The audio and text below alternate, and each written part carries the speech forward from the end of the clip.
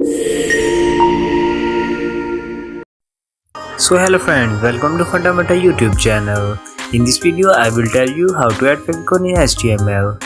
I will create a folder, and in this folder an image and an HTML file. Open with VS Code. So here is our image and an HTML file index.html. So simply create a HTML boilerplate with shift plus exclamation mark, and here is our HTML. In head tag simply write the link colon favicon. So in